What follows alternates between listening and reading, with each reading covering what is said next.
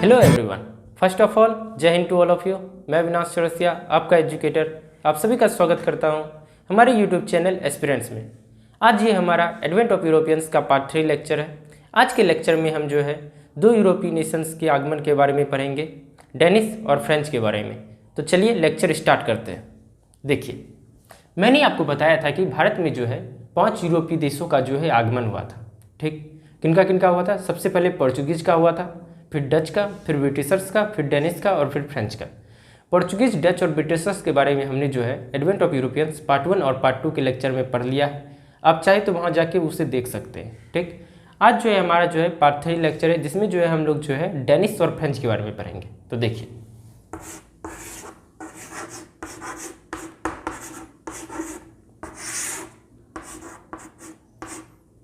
Danish.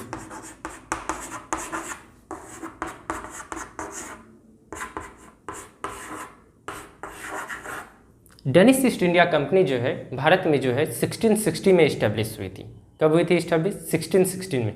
1616 में Danish east India company जो है भारत में इस्टेब्लिश हुई थी। बात यह है कि डेनिश रहने वाले कहाँ के थे? डेनिश जो है आपके डेनमार्क के रहने वाले थे। कहाँ के रहने वाले थे? डेनमार्क के, जो कि आपका नॉर्दर्न यूरोप में पड़ता है।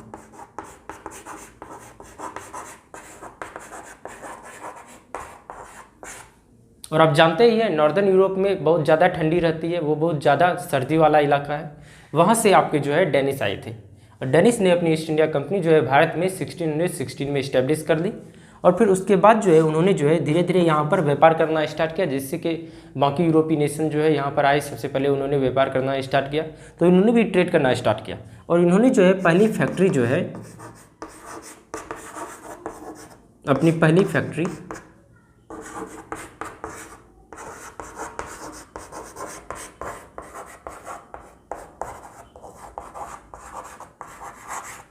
सेरमपुर बंगाल में लगाई।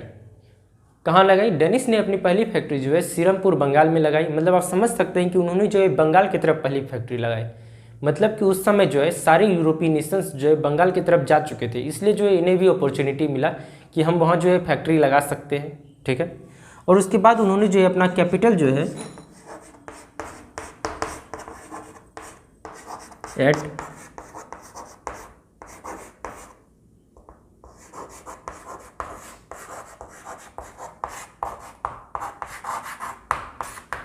उन्होंने अपना कैपिटल जो है ट्रैंकबार तमिलनाडु में लगाया। तमिलनाडु में एक जगह है ट्रैंकबार, वहाँ जो है उन्होंने अपना कैपिटल इस्टेब्लिश किया। किसने? डेनिश ईस्ट इंडिया कंपनी ने। ठीक, और फिर उसके बाद जो है उन्होंने जो है बहुत अच्छे से ट्रेड किया, भारत में बहुत दिन रहे। फिर उसके बाद जो है इनका जो है 1845 में जो है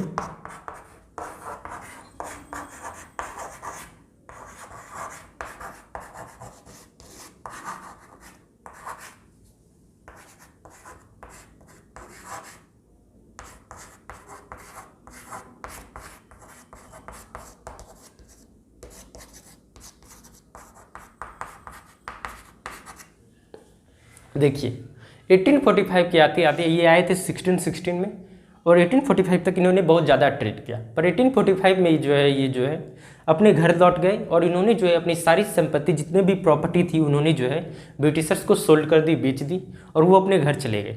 तो कारण ये उठता है कि ये लोग जो है सारी प्रॉपर्टी ब्रिटिशर्स को सोल्ड करके घर क्यों चले गए? देखिए, दो कारण है इसका।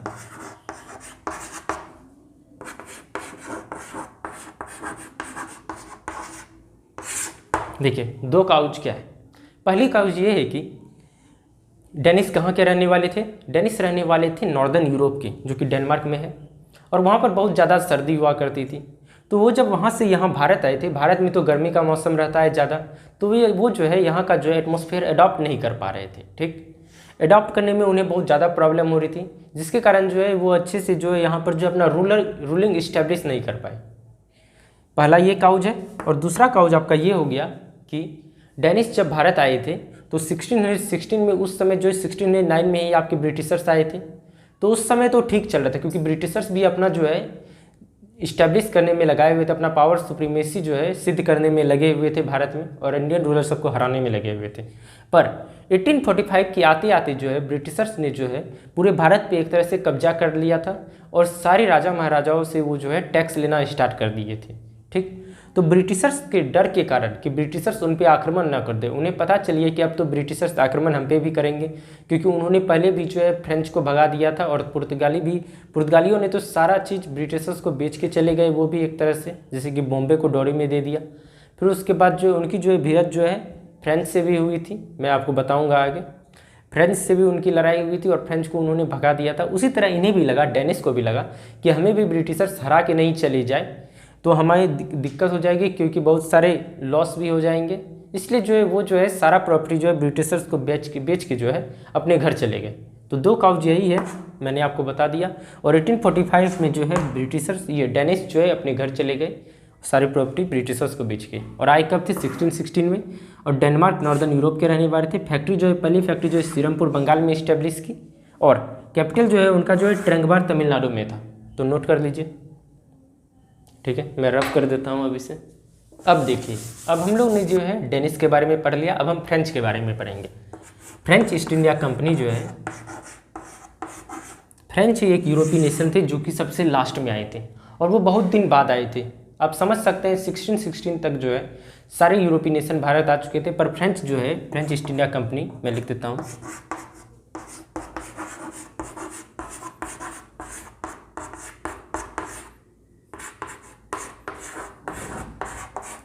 देखिए फ्रेंच ईस्ट इंडिया कंपनी जो है भारत में जो है 1664 में स्टार्ट हुई। सोच सकते हैं कितना लेट से ये भारत आए थे। अब देखिए बात ये होता है कि फ्रेंच ईस्ट इंडिया कंपनी को इस्टेब्लिश किसने किया? फ्रेंच ईस्ट इंडिया कंपनी को जो है इस्टेब्लिश जो है कॉल्बर्ट ने किया था। किसने? कॉल्बर्ट, जो कि मिनिस्टर थे किसके? किंग लुइस 14 के।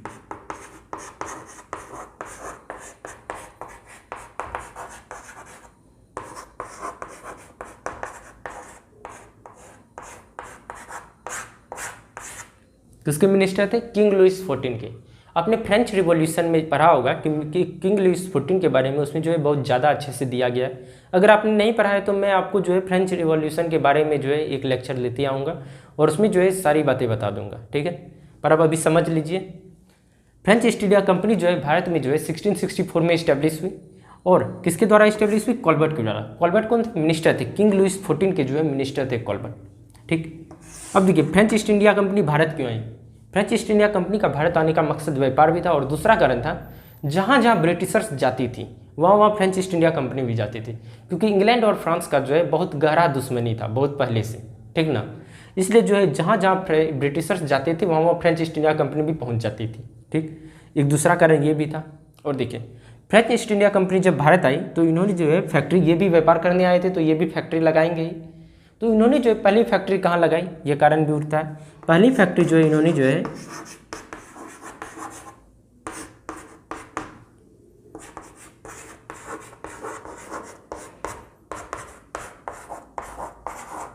पहली फैक्ट्री जो है फ्रेंच ईस्ट इंडिया कंपनी ने जो है सूरत में लगाई 1668 में, और दूसरी फैक्ट्री जो है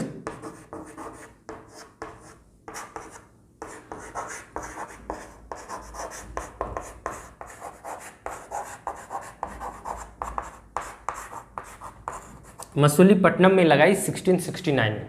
ये देखिए आप, ये देख के भी हमें पता चलता है कि ब्रिटिशर्स से जो है फ्रेंच को कितनी ज़्यादा दुश्मनी थी। देखिए ब्रिटिशर्स भी जो पहली बार आए थे तो उन्होंने जो है पहली फैक्ट्री कहाँ इस्टेब्लिश की थी? सूरत में की थी, फिर दूसरी मसूलीपट्टनम में की थी। फ्रेंच ने भी वैसा ही किया, उन्होंने भी जो है पहली फैक्ट्री सूरत में इस्टेब्लिश की और दूसरी जो है मसूलीपट्टनम में इस्टेब्लिश की। ये भी आप याद रखिएगा, दोनों का आपका हो गया। पहली फैक्ट्री फ्रेंच और ब्रिटिशर्स ने कहाँ इस्टेब्लिश की थी? सूरत में की थी, और दूसरी फैक्ट्री जो है मसूलीपट्टनम में की थी। एक बात मैं आपको ये बता देता हूँ, देखिए फ्रेंच ईस्ट इंडिया कंपनी जब भारत में 1664 में आई थी तो इसके पहले गवर्नर कौन थे? इसके बारे में भी आप जानिए।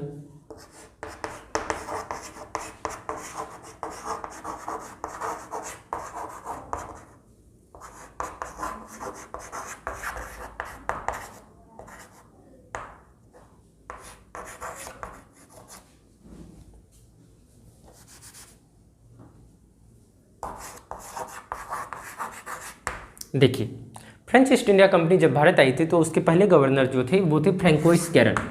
इसी के अंडर में जो है, इन्हीं के अंडर में जो है फ्रेंच की ने जो है पहली फैक्ट्री सूरत में इस्टेब्लिश की और दूसरी जो है मसूलीपट्टनम में इस्टेब्लिश की, ठीक है।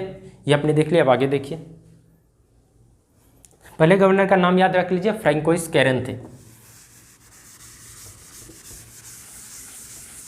1664 में फ्रेंच ने इस्टेब्लिश की अपनी कंपनी और 1668 में उन्होंने जो है अपनी पहली फैक्ट्री खोल दी और 1669 में दूसरी। सोचिए कितने रफ्तार में ये थे। अब देखिए फ्रेंच ईस्ट इंडिया कंपनी ने जो है 2 फैक्ट्री खोल दी। तो फ्रेंच के गवर्नर जो मार्कोइस कैरन थे उन्होंने सोचा कि हमें एक जो है एक कैपिटल भी इस्टेब्लिश करना चाहिए। तो उन्होंने जो है एक इस्टेब्लिश की एक सिटी।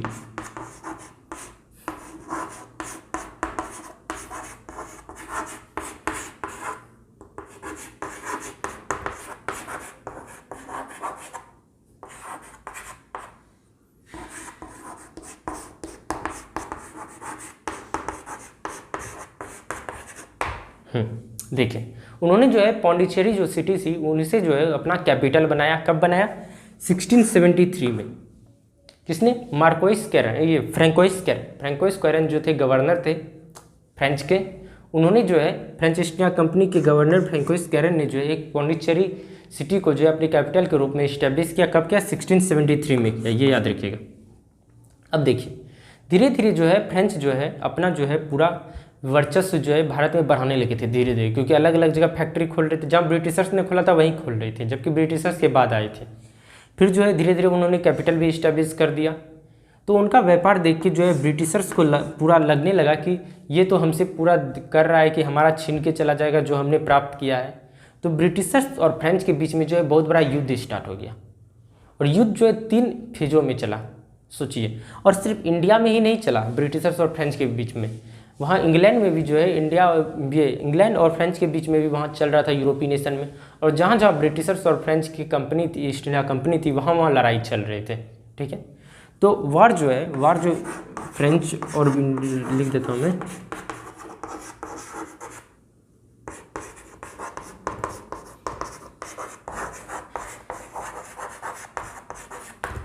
तो युद्ध जो है ब्रिटिश और फ्रेंच के बीच में जो है 3 फेजों में चला।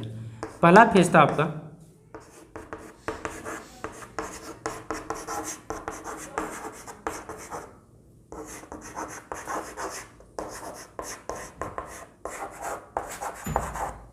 फर्स्ट एंग्लो कार्नेटिक वार। इसके बारे में आपने सुना होगा, कार्नेटिक वार के बारे में।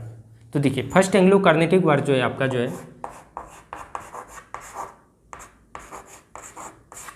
1740 से लेके 1748 तक चला। कब तक चला? 1740 से लेके 1748 तक चला आपका क्या? फर्स्ट एंग्लो कार्नेटिक वार। ठीक, और दूसरा फेज में जो है सेकंड एंग्लो कार्नेटिक वार।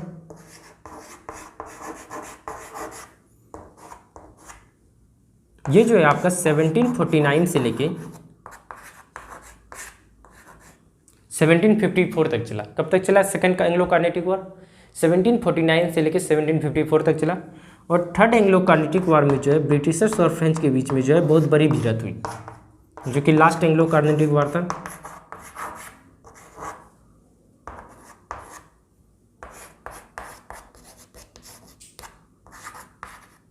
देखिए 1756 से 63 तक जो है थर्ड एंग्लो कार्नेटिक वार चला। इसे जो है 7 ईयर वार भी कहते हैं, क्योंकि ये वार जो है 7 सालों तक चला था। ठीक, और इसमें जो है ब्रिटिश और फ्रेंच में जो है बहुत बड़ी भिड़ंत हुई। और लास्ट में जो है एट लास्ट जो है सबसे लास्ट में जो है ब्रिटिश ही जीत गए थे। ये आप डेट याद रख लीजिए, 1742-48 फर्स्ट एंग्लो कार्नेटिक वार, सेकंड जो है 1749-54 और थर्ड एंग्लो कार्नेटिक वार जो है 1756-63 चला, जिसे जो है हम लोग जो है 7 ईयर वार भी कहते हैं, क्योंकि 7 सालों तक ये वार चला था।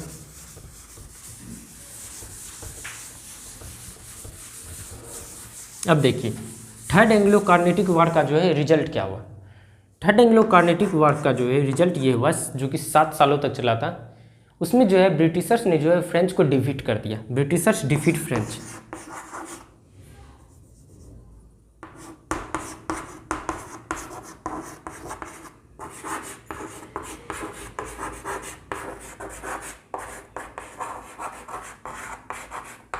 ब्रिटिशर्स ने डिफीट कर दिया फ्रेंच को। कब किया?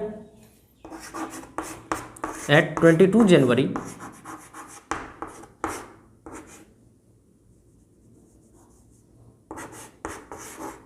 1760। 22 जनवरी 1760 में जो है ब्रिटिशर्स ने जो है फ्रेंच को जो है डिफीट कर दिया। और कहाँ पर डिफीट किया ये भी याद रखिए, एक जगह है हमारा वेंडीवास। भारत में एक जगह है वेंडीवास, जिसे हम लोग जो है वंदवासी भी कहते हैं, जो कि कहाँ पर है, तमिलनाडु में।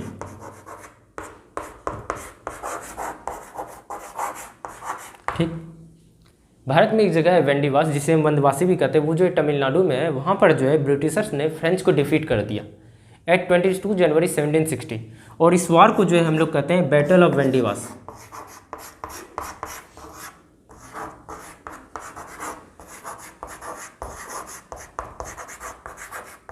Battle of Wandiwash 1760। ठीक, और ये वार जो है बहुत इंपॉर्टेंट है, क्योंकि ये जो है बहुत ज़्यादा एग्जाम में पूछा गया है कि किसके बीच में जो है बैटल ऑफ वेंडीवास हुआ था, और इसमें से कौन जीता था, और ये कब हुआ था, और किस प्लेस पे हुआ था, ये भी आप याद रखिएगा। कहाँ पे हुआ था, वेंडीवास एक जगह जिसे वंदवासी भी कहते हैं, जो कि तमिलनाडु में है। और 22 जनवरी 1760, मतलब 1760 में जो है ब्रिटिशर्स ने फ्रेंच को हरा दिया और उसे भारत से खदेड़ भगाया। ठीक, तो अब जो है देखिए, इस तरह से जो है ब्रिटिशर्स ने फ्रेंच को भगा दिया, और फ्रेंच ईस्ट इंडिया कंपनी का जो अंत जो है कब हो गया, 1760 में हो गया। ये आप याद रखिएगा।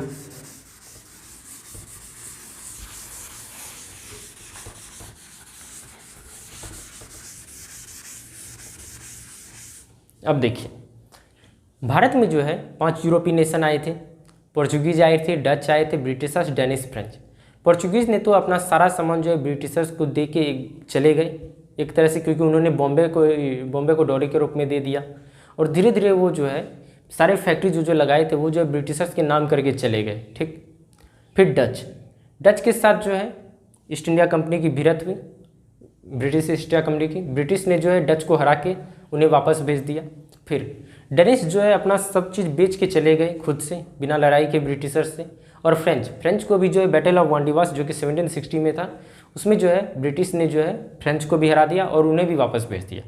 तो एट लास्ट जो है एक ही सुप्रीम पावर जो है इंडिया में बचा, जो कि था ब्रिटिश ईस्ट इंडिया कंपनी। एक यूरोपीय ईस्ट इंडिया कंपनी थी जो कि भारत में अपना सुप्रीमेसी इस्टेब्लिश करने में कामयाब रही, जिन्होंने जो है सारे यूरोपीय नेशन से दिखाया कि हम सबसे सशक्त हैं। क्योंकि इनमें मेन बात क्या था, पेशेंस बहुत ज़्यादा था। क्योंकि ये जो है कब आए थे, आपके 1609 में आए थे। 1717 तक मैंने आपको बताया कि ये जो है 1609 से 1717 तक जो है इतना पेशेंस रखे कि इन्होंने 1717 में जो है 108 साल बाद, 108 ईयर्स के बाद जो है इंडिया में जो है टैक्स फ्री ट्रेड करना स्टार्ट कर दिया। मैंने बताया था पिछले लेक्चर में कि मुगल एम्पायर फारुखसियार थे, उन्होंने जो है ब्रिटिशर्स को जो है टैक्स फ्री ट्रेड करने का जो है इजाज़त दे दिया। बिना टैक्स दिए आप जो है व्यापार कर सकते हैं भारत में। इतना इन्होंने सुप्रीमेसी इस्टेब्लिश करके रख लिया था। ठीक, तो इसके बारे में जो है आज मैंने डेनिश और फ्रेंच के बारे में आपको बता दिया, और ब्रिटिशर्स के बारे में 1717 के बाद इन्होंने कैसे जो है भारत पे जो है राज किया। 1857 तक की कहानी जो है मैं आगे बताऊंगा अगले लेक्चर, आने वाला लेक्चर में मैं जो है 1717 के बाद ब्रिटिशर्स ने कैसे भारत पे जो है राज किया, इसके बारे में मैं बताऊंगा। आज का लेक्चर जो कि हमारा एडवेंट ऑफ यूरोपियंस पार्ट 3 था, वो समाप्त होता है। हमने जो है एडवेंट ऑफ यूरोपियंस, भारत में यूरोपियों के आगमन के बारे में 3 पार्ट में पढ़ा, पार्ट 1, पार्ट 2, पार्ट 3। पार्ट 1 में हमने पोर्चुगीज और डच के बारे में पढ़ा, पार्ट 2 में हमने जो है ब्रिटिश के बारे में पढ़ा, और पार्ट 3 में हमने जो है डेनिश और फ्रेंच के बारे में पढ़ा। तो इस लेक्चर के नोट्स का पीडीएफ जो है आपको डिस्क्रिप्शन में मिल जाएगा, तो वहाँ जाइए, उसे ज़रूर से ज़रूर एक्सेस कीजिए, क्योंकि पीडीएफ जो बहुत अच्छी तरीके से बताया गया है। उसमें जो है एडवेंट ऑफ यूरोपियंस इस चैप्टर के बारे में जो है तीनों पार्ट के बारे में बहुत अच्छे से लिखा हुआ है, तो आप वहाँ जाएँ, उसे ज़रूर से ज़रूर पढ़ें। और अगर आपको कोई डाउट हो तो आप हमें जो है हमारे इंस्टाग्राम पे पूछ सकते हैं। हमारे इंस्टाग्राम आईडी का लिंक जो है आपको डिस्क्रिप्शन में मिल जाएगा। ठीक, तो अगर आपको ये लेक्चर पसंद आया तो लाइक करें, अपने दोस्तों के साथ शेयर करें और सब्सक्राइब करें, और बेल आइकन जरूर दबाएं, क्योंकि उससे जो है आपको आने वाले लेक्चर का नोटिफिकेशन मिल जाएगा। तो चलिए अगले लेक्चर में मिलते हैं। जय हिंद, जय भारत।